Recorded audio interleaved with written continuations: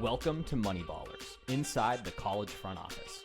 We're your hosts, Nick Sisko and Luke Bogus, co-founders of Dropback. With the revenue-sharing era of college sports upon us, championship-caliber teams will be fueled by creative, competitive, collegiate front offices. Here on Moneyballers, we'll be learning from the brightest minds and emerging innovators in the new college front office, with the goal of equipping our listeners with tools and tips to give your teams a competitive edge. Today is a special episode of Moneyballers as we welcome Parker Fleming, Dropback's newest Vice President of Football Strategy. Parker is an economist and a former academic who has worked with NFL and college teams on roster building, player evaluation, scouting, and more. His undergrad in religion, he had a crazy path to numbers and analytics that we'll dive into this episode. And really, while he was at graduate school, that's when he began to use some empirical tools to write and make graphs about football, posted on Twitter, and you may know him as Stats War. In his free time, Parker loves fly fishing, hiking, powerlifting, and yes, making graphs about football. Really fun episode. Excited to dive in. Parker Fleming, Dropback's new VP of Football Strategy. Dude, welcome to the team and welcome to the podcast. How's it going, man? Thank you. I'm excited to be here. It's been a crazy couple of days in a good way, getting onboarded and kind of seeing everything that you guys are building and we're going to build together, and excited to chat a little bit this morning. So much to talk about when it comes to roster construction, infusing data into those decisions. And I think it's perfect because that's the whole point of the Moneyballers podcast is we talk through people who are boots on the ground in these new evolving front offices in college sports. College football obviously is going to be the focus of this one. But you came into the journey of infusing analytics into better decision-making from a very interesting past. Maybe like kind of walk me through from an education master's degree to an economics PhD to now tweeting a bunch of cool stuff about analytics on Twitter. Like walk me through kind of that journey. I was a religion major undergrad, went to TCU and did economics as a minor, and like to joke that both econ and religion were talking about people respond to incentives, some worldly and some otherwise, and learning about that. So I was always interested in structured thinking around systems and understanding behavior and decision-making in that, and didn't really know what to do with it. Wasn't sure I wanted to be like a full-time academic. So I went and taught middle school English for 2 years out of college. And just as kind of a, hey, let's do this, was a great camp counselor in college and thought that would transfer. And turns out there's a lot more paperwork in teaching than just hanging out with kids. So I was looking for what's next and did a master's while I did that. And that was cool to learn a lot about like the theory of thinking and how do you approach different styles of learning. Because I think that some of that stuff has been really useful in talking to coaches and in working with people to understand if I have a great analytics idea, if I can't communicate it, it doesn't matter. But knew that I was, an interested person, had questions about the world and wanted a toolkit that was a little more formal than my liberal arts undergrad. So I kind of played dartboard in a map and found a master's program at the University of Montana that paid me to come get a master's. And I took 7 math classes in 4 semesters to get the prereqs that I needed. And so wanted that empirical toolkit, wanted to build that, was focused on issues of like religion and political economy. As I was taking those math classes, they were boring, frankly. That's not a reflection on the teachers, had some great teachers, but it was just dense and I needed a way to make it applied. So I started playing around with some football stuff, was deeply influenced by Bill Connolly, Brian Fremeau in the football space, and Aaron Schatz, a bunch of people who've done some good work, and said, hey, how can I think about this? So that turned into kind of moonlighting and doing some media coverage for TCU and then college football overall as Football Outsiders. And then as I was finishing up the PhD, my options were kind of go be a professor somewhere random or try to make this sports thing, full time and give it a go. And so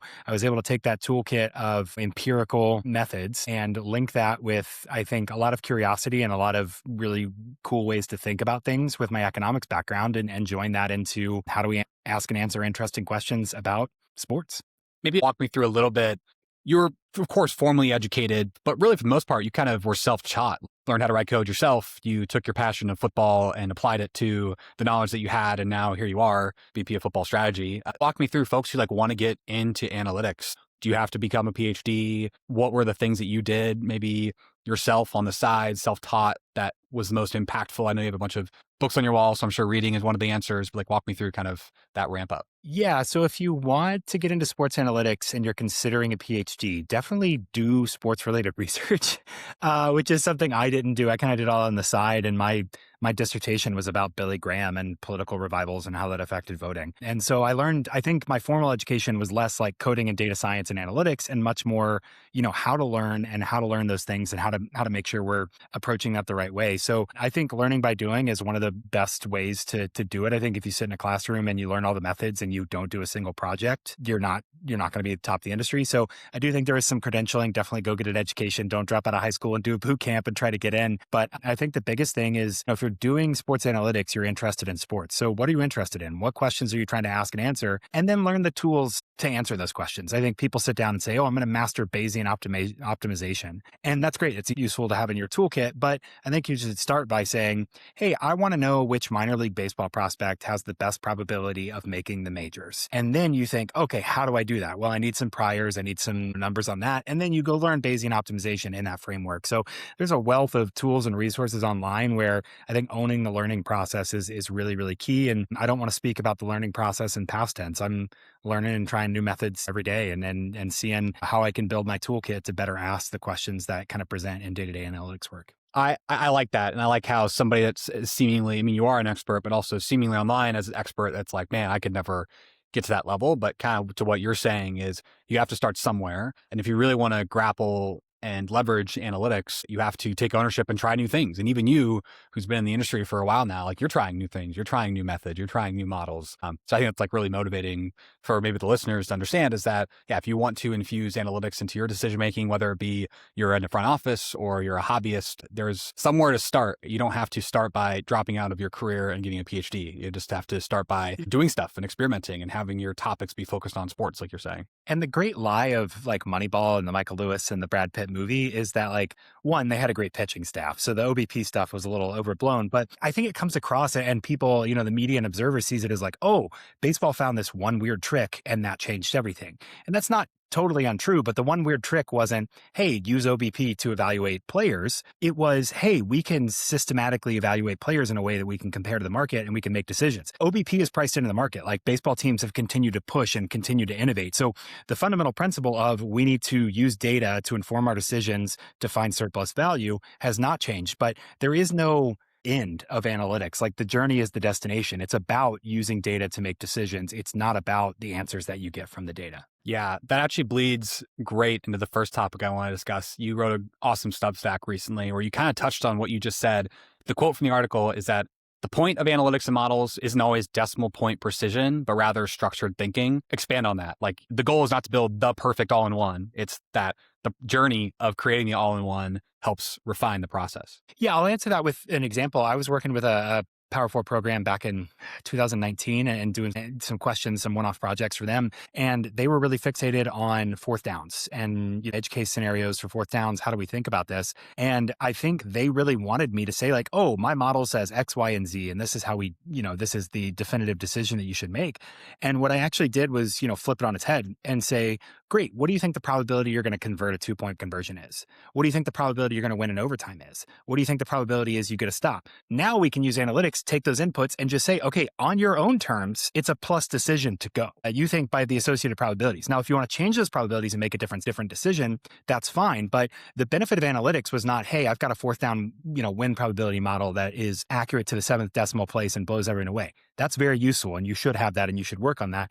But the real analytical thinking there was, okay, how do we input that information into a system and then examine our decision-making process based on it and compare to a baseline and then understand on our own terms, what does the math say about what we're doing? I think the key there, like the big benefit of analytics is not, hey, I slapped an XG boost on some numbers and got a good mean absolute error, a good R square or log loss or whatever. It's more so like when you build that XG boost, what you're forced to do is think, okay, what is my target variable? What do I think is influential there? Are any of those variables related? Is there a time component? Does this change over time? Do I need to account for that as well? And that's your structured thinking that you're doing. Again, the journey is kind of the destination there. Like the analytics is not, hey, I pressed hit, I pressed run, I got a cup of coffee and came back and got a good number. The analytics is what needs to go into a good model.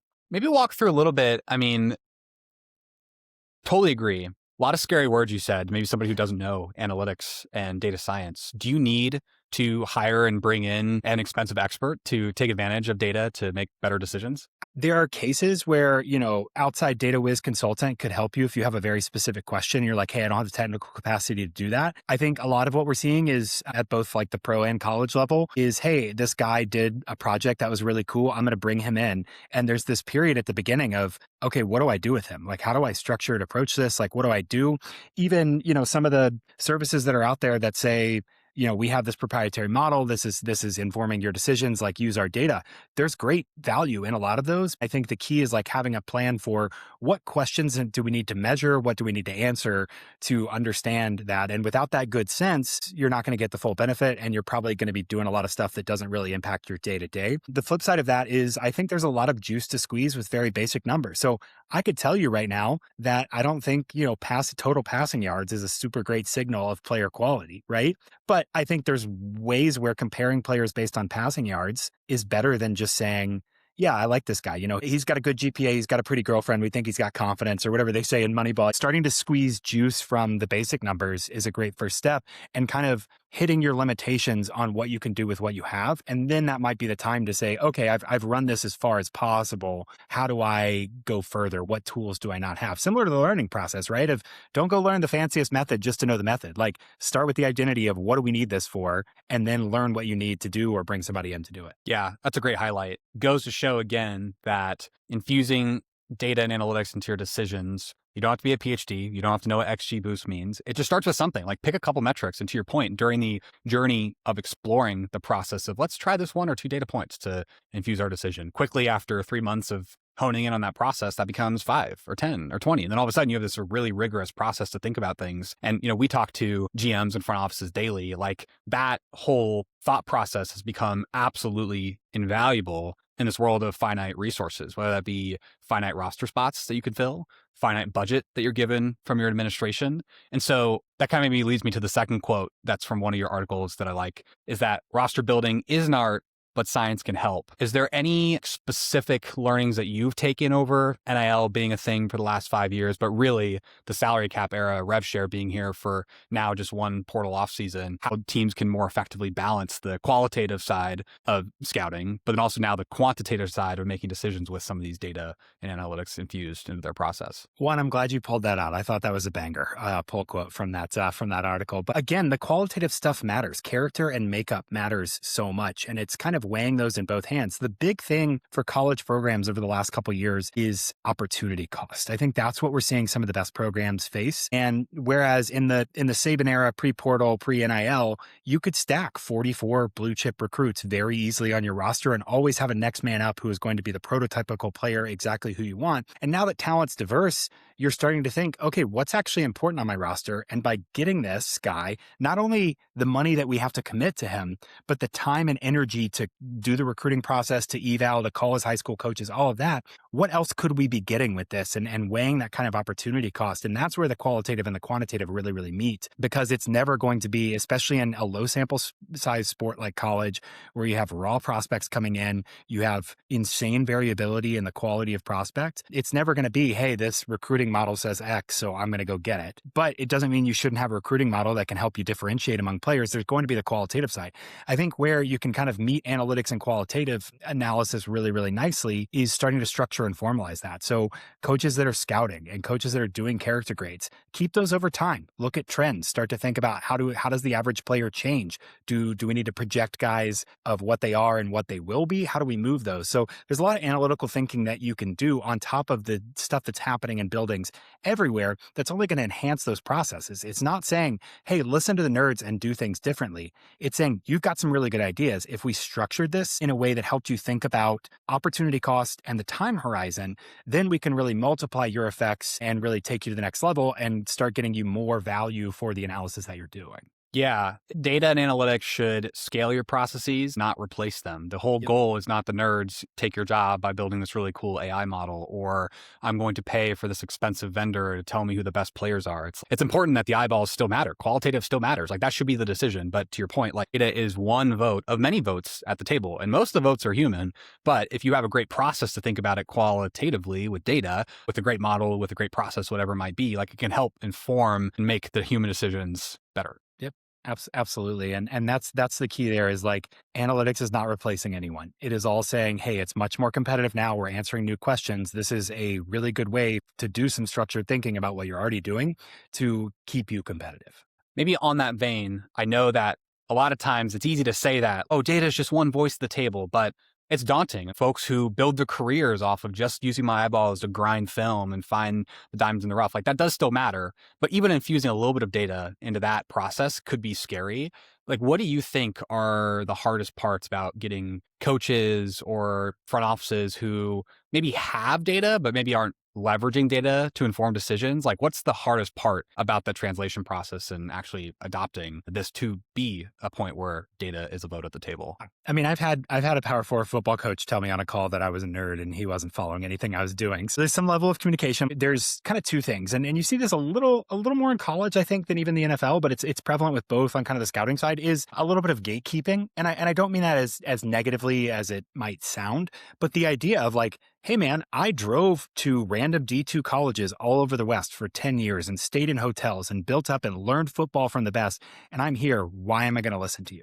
And so the onus is on the analytics people. And I think even when, people are shouting about the fourth down discourse on Twitter, which convincing the public is probably not a noble aim for analytics, but there is some responsibility there to say like, if people don't understand it and you're talking about it, you have to communicate it to some degree if you want buy-ins. I think there's kind of a combination of the gatekeeping and the responsibility to communicate it and figure out a way to do it. I also think there is a tendency to drill down on one specific thing. And so I've been in calls where, a coach disagreed with an output. And my philosophy there is like, great, that's information for me. I can go make this better. But initially, if a coach sees something where, it's out of order, they're going to say, well, that's wrong. That doesn't give me the information. And so communicating to them, hey, I'm not saying this is my opinion, this is the right way to do it. I'm saying this is the way we're thinking about it. And this is a discussion point for us to continue to, move on. And we're going to move guys up and down the list based on the numbers and reorder and do all that. And I've had some great success with some NFL scouts who are really data curious. And honestly, some of the guys who are most data averse were using data already.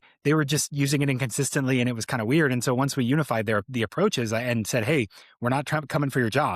We want to work with you. I think there was a lot of buy-in there as they understood, oh, this is kind of already what I'm doing. I'm still a subject matter expert in this, and the nerd is never going to know ball like I do. And so we can work together to, direct him and figure out where to go with that. Piggybacking on my earlier advice about how to get into analytics, I think you've got to watch the game and you've got to know ball. Part of that is innovation. Like you read widely when you're trying to do a project to find what other people have done to spur innovation. In the same way, I've come up with some really cool projects just watching a team and a certain player frustrated me.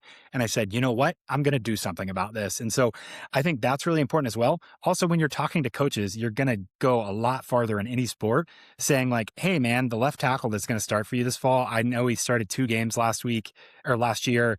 Dude, I think he's got long arms. I think he could be really, a stable player. Well, I know that knowledge because my NFL draft model or whatever has that information in it and I'm very familiar with it, but I put it in terms where I could start to talk to the coach and kind of meet him on his own terms and say, hey, I'm getting similar conclusions on some things to you from a very different approach. Let's see where the value is.